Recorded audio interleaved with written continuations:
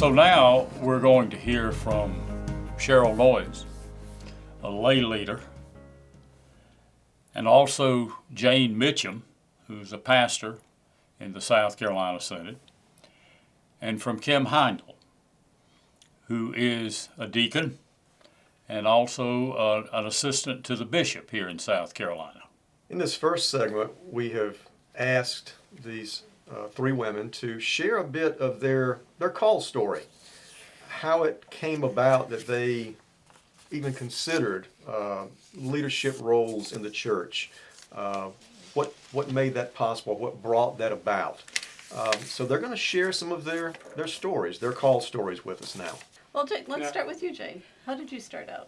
I started out being told I couldn't even be an acolyte when they were third grade, and we were going from electric candles to real candles, and the pastor came to our Sunday school class and said, we're going to use acolytes. He had to explain the word, and I was most excited, and he said, not you, you're a girl.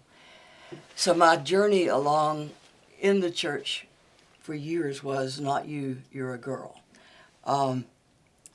We go to North Carolina.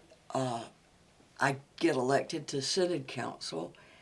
The bishop comes in one day and says, I need another woman on my staff, because he had one female, Beth Kearney. Mm-hmm. And we've decided it's you. And I'm a PE teacher. My kids said, you, Mom, you. And that led then to this call that I think I'd always had to ordained ministry, but that I couldn't even acknowledge for years. Scared to death, scared to death. I have to jump in if you don't mind, Please. because there's such a parallel with the story you just told. Yeah. I grew up in the Lutheran Church, but I only went when my parents were able to drop us off. You know, they did not attend; they would drop us off. But I had a grandfather that went faithfully. So I kind of grew up in the Lutheran Church, but then it's interesting. I was married, I had 2 small children, and somehow I was elected to Synod Council. I really cannot tell you how that happened, but I was. So I go to my first Synod Council meeting and I meet the bishop. This is when the church first merged in '88, and I was enamored by him. I was in awe of his presence and the people I was sitting around the table with, because, as you know, they're made up mainly of pastors, and I was a lay woman sitting at the table. And so the bishop said, I need to add staff.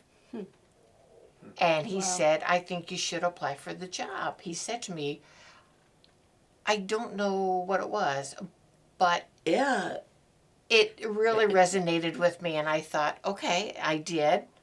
I was selected for that, and that began my career, so to speak, in service to the church, more so than when I was a child. Right.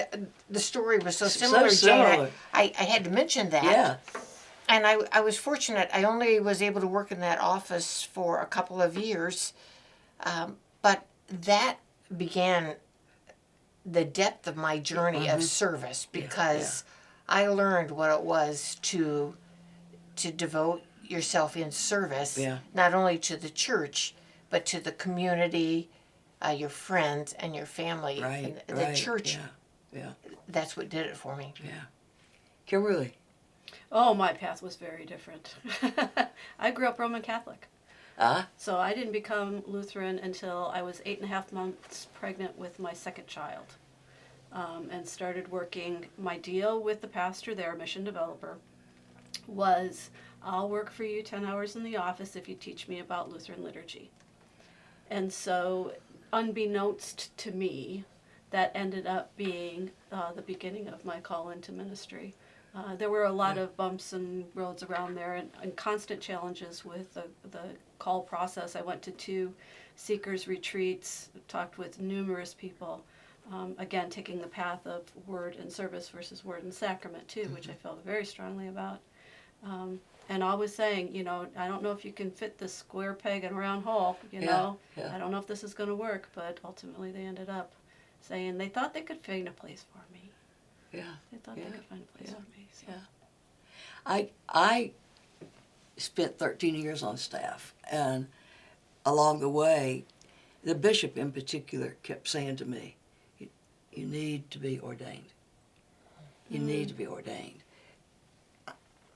Me, you know, and others then said that. I was in my 50s, and I was an assistant to the bishop, and did I want to go 4 years back to Southern Seminary, where other than the theological and biblical studies, I pretty much knew what was going to be said. And at that time, there was a program called an alternate route. It's since been called other things. But at that time, it was put together for people of color, people whose primary language was something other than English, and old white people. And I got in, guess on which one. And so I did my seminary work 3 years, long distance learning when it was early on the radar, with Pacific Seminary and Luther Seminary professors in Claremont, California. Oh, wow. And went to school with the world. And I would, just like I wouldn't trade my days as a teacher when school's integrated, I wouldn't trade my seminary education for anything, because there were 5 white people in a class of 26. And the learning was just amazing. But getting into that, feeling comfortable doing that, was I cheating people? I mean, that had to do the 4 year, you know, that kind of stuff. But